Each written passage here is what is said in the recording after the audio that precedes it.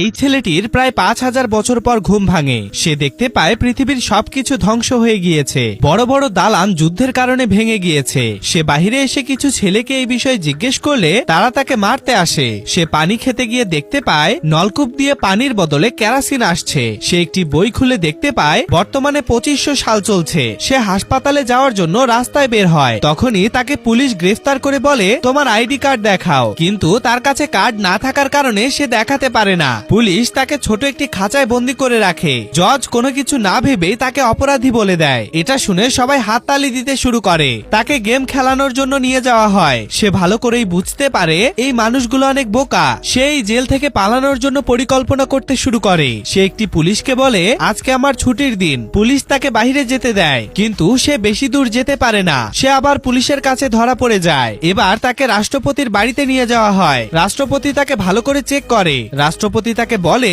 তুমি আমাদের কৃষকদের প্রধান। তাকে ক্ষেতের ভিতরে নিয়ে যাওয়া হয়। সে দেখতে পায় সেচের ভেতর থেকে পানির বদলে কেরোসিন বেরিয়ে আসছে। সে এক হাতে পানি রাখে এবং অন্য হাতে কেরোসিন রাখে। ছেলেটি বলে, এই জমিতে ফসল হবে, কিন্তু মাটির গভীর থেকে কেরোসিনের বদলে পানি বের করতে হবে। রাষ্ট্রপতি তাকে আদেশ দেয় সে যেন মাটির গভীর থেকে পানি বের করে। সেই দিন থেকে সে সকল প্রকার কাজ শুরু করে এবং সে সফলও হয়। রাষ্ট্রের সবাই মিলে তাকে রাষ্ট্রপতি করে দেয়।